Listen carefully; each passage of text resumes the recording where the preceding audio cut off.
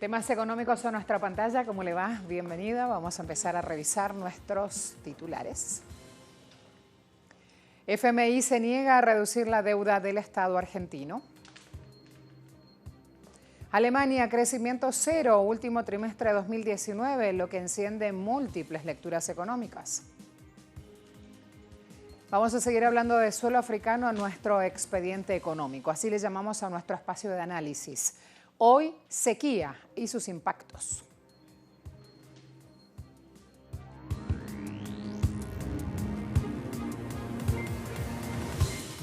En Argentina, el FMI descartó condonar al país una parte del préstamo concedido. Así pues, el organismo rechazó que pueda haber reducción de deuda de estos 44.000 millones de dólares porque, según la entidad, no se violaron estatutos del acuerdo.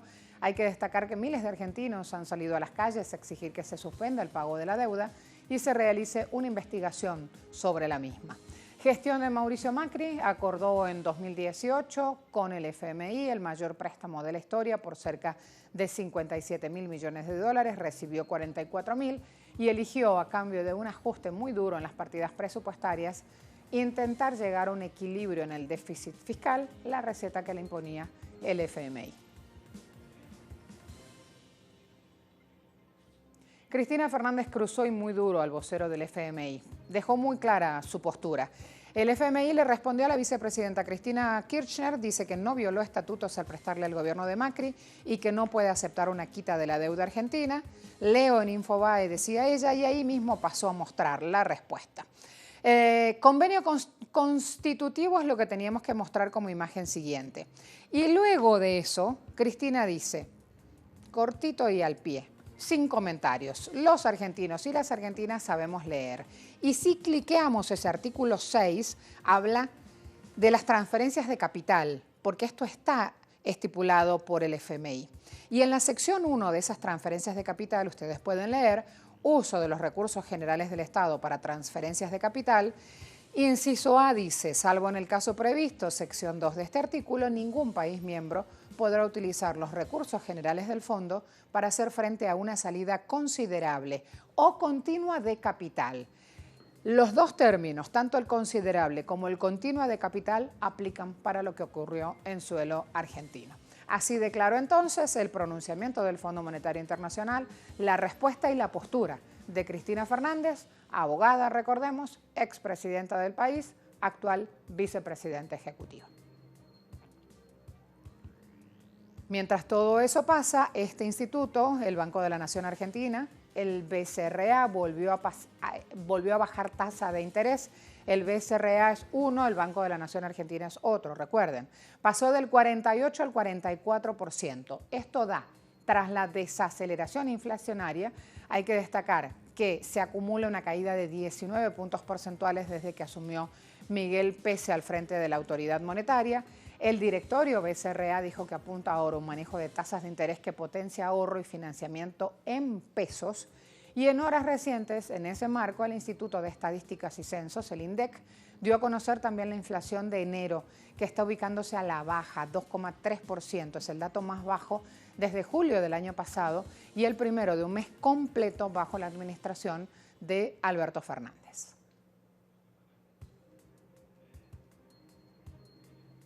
En otro punto, el presidente mexicano López Obrador informó que no dará un descanso a la corrupción. Esto luego de conocerse el arresto en España de Emilio Lozoya, exdirector Pemex, por supuestamente aceptar sobornos en el caso Odebrecht de Brasil. Según documentos de la Secretaría de Hacienda y Crédito Público, a Lozoya se le depositaron 5 millones de dólares vía empresa offshore que Odebrecht creó, y en la cual Altos Hornos de México depositó 3,7 millones de pesos poco después que vendió agronitrogenados a Pemex. Entre el 2009 y el 2017 salieron de México 17.047.000 dólares que fueron a parar a empresas fachadas, a operadores de la trama financiera. Ahí aparecen todas las conexiones, los movimientos bancarios, depósitos, retiros, números de cuenta y adquisición de casas en Ciudad de México que hizo Lozoya, uno de los más importantes funcionarios del gobierno del presidente de Enrique Peña Nieto. López Obrador pidió a la Fiscalía ir al fondo del caso, se cierra así el cerco sobre Peña Nieto. Donald Trump desvió 3.800 millones de dólares del Pentágono para la construcción del muro fronterizo con México.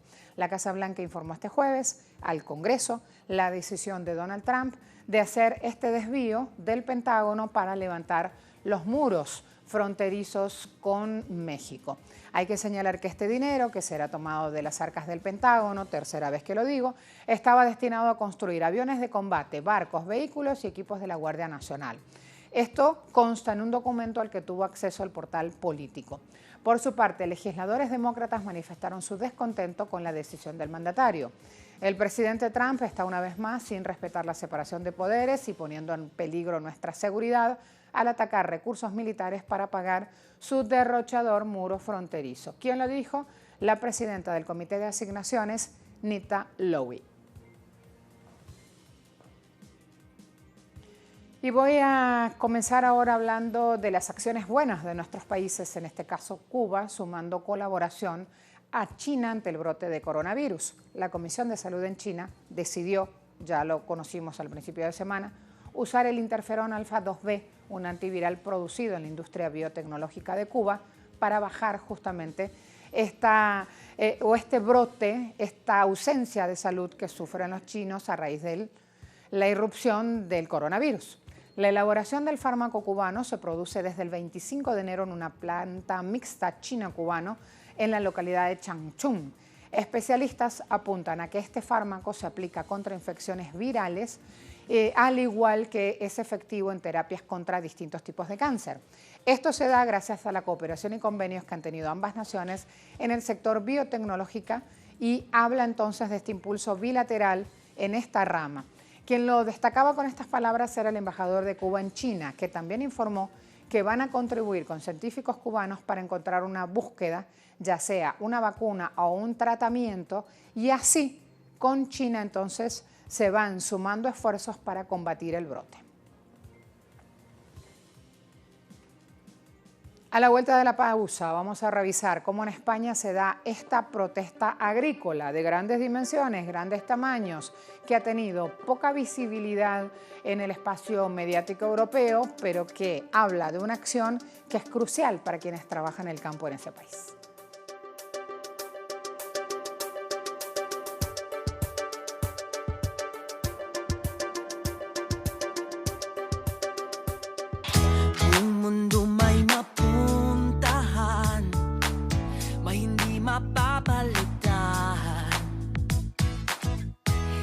Isang pinanggalingan, puso ng perlas ng silangan. Walang katulad na pag-alaga.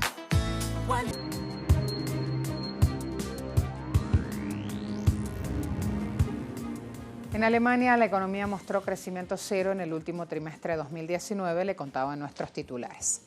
Así pues, la mayor economía europea se estancó en ese periodo. El Producto Interno Bruto, el PIB, fue el mismo en octubre-diciembre que en el trimestre anterior, dijo la Autoridad Federal de Estadística.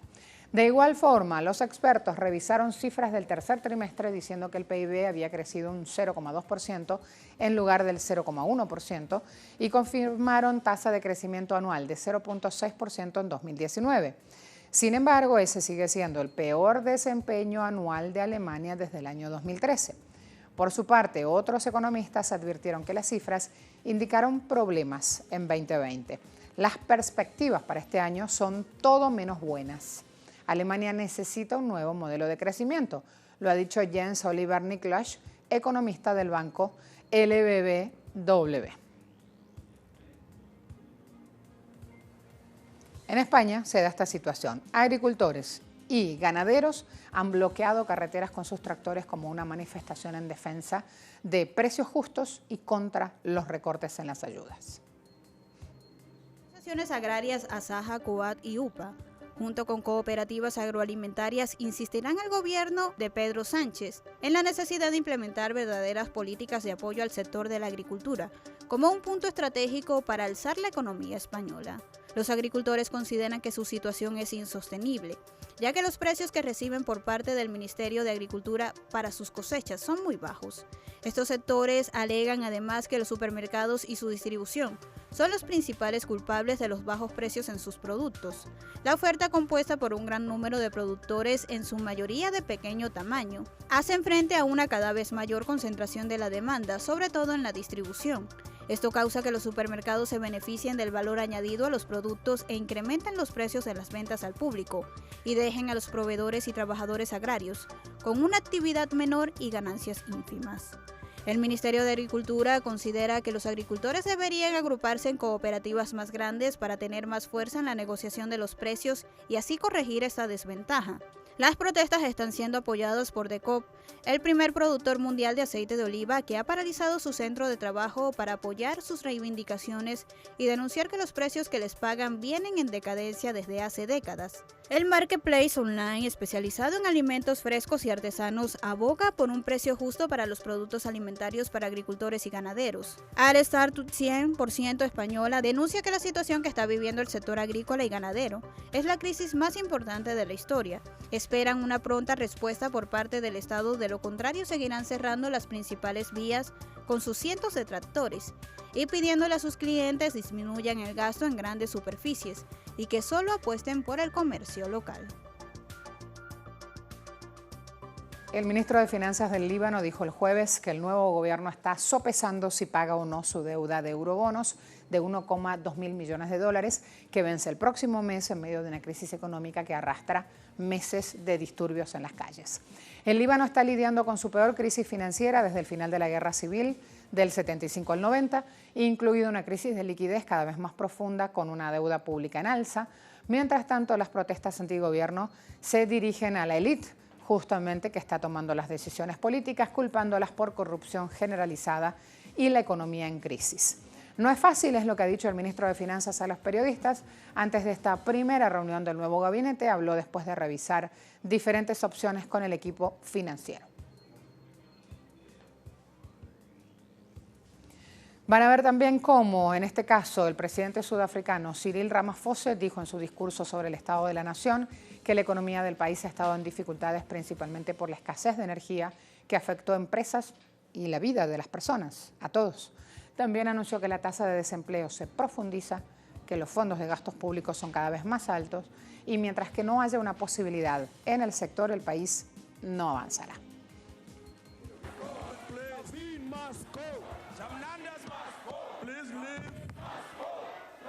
And don't come back.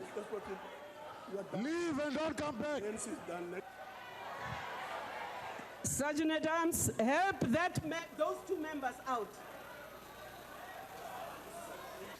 The Honorable Assembly, Ms. Thandi Modise, the chairperson of the Council. Necesitamos arreglar nuestras finanzas públicas. Los bajos niveles de crecimiento significan que no estamos generando suficientes ingresos para cubrir nuestros gastos. Nuestra deuda se dirige hacia niveles insostenibles y el gasto está mal dirigido hacia el consumo y el servicio de la deuda en lugar de infraestructura y actividad productiva. Nuestro país se enfrenta a una cruda realidad. Nuestra economía no ha crecido a un ritmo significativo durante más de una década. Incluso mientras se crean empleos, la tasa de desempleo se está profundizando. A la vuelta de la pausa vamos a seguir hablando de África, pero esta vez con un enfoque económico que tiene que ver con la sequía, con los problemas climáticos que vienen arrastrando y que les generan efectos devastadores.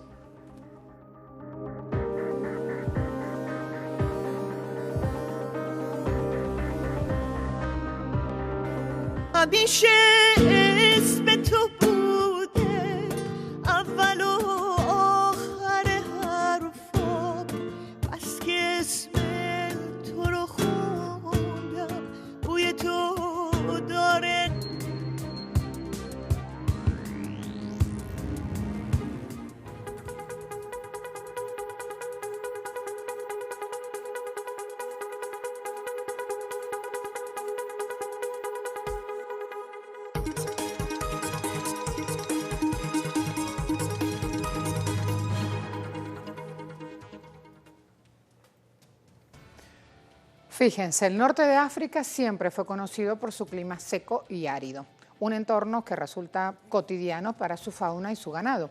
Sin embargo, para sus habitantes no lo es tanto. Están enfrentando ahora una sequía extrema que mata no solo a muchos animales, sino también al turismo ¿Qué es lo que pasa aquí?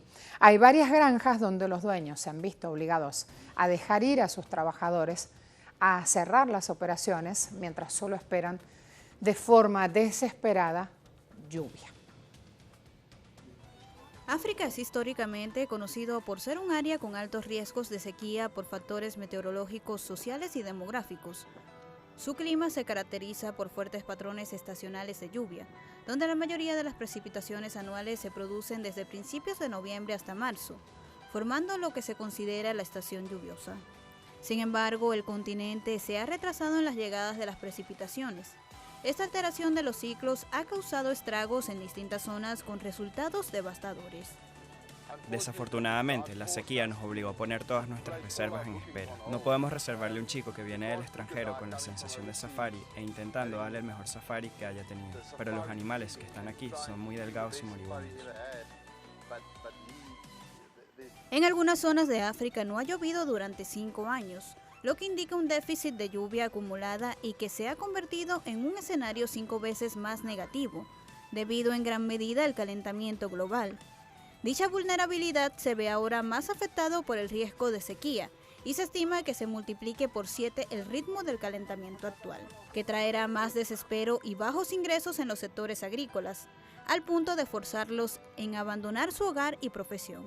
Muchos granjeros han tenido que vender su ganado al no poder darles de comer, porque la tierra no produce el alimento, lo que deja un impacto negativo en la economía africana, afectada por una cruenta sequía desde octubre de 2018.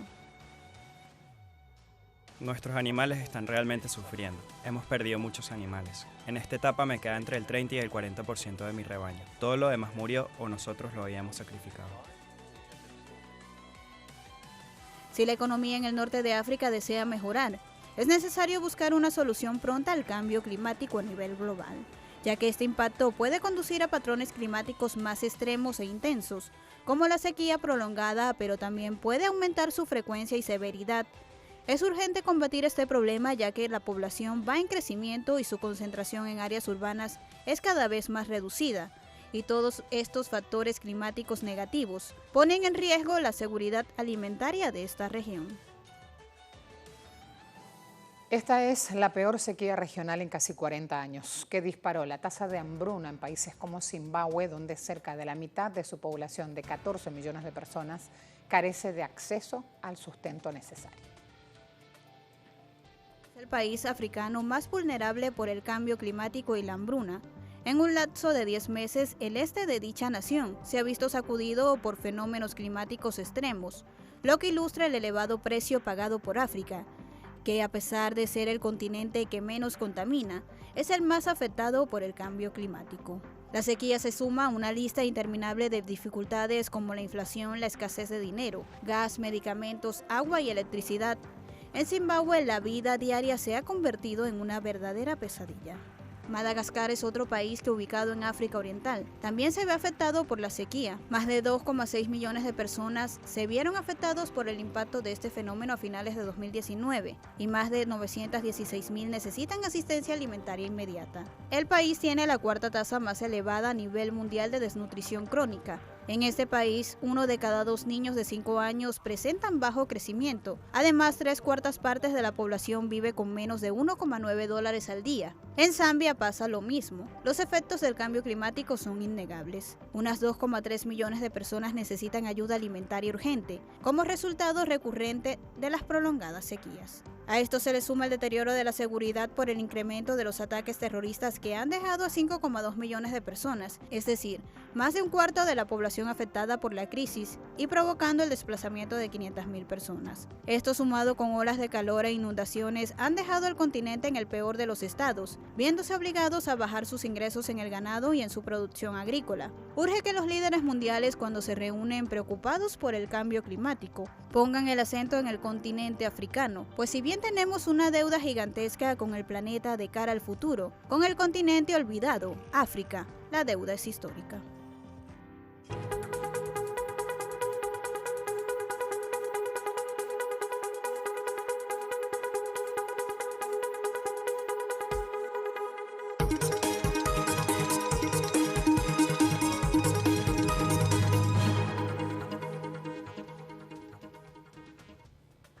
Gracias a todos. Será hasta la próxima. तू कहे तो आसमानों पे लिख दूं, उम्र भर को अब तो होना जुदा। सब लिख दूं आँखों से दिल पे लिख, इश्क तो प्यारा है प्यारा यारा। इतने दिन मैं तू कहे तो आसमानों पे लिख दूं, उम्र भर को अब तो होना जुदा। सब लिख दूं आँखों से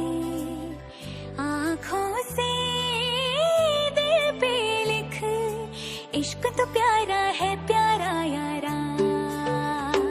इतने दिन मैं जिया क्या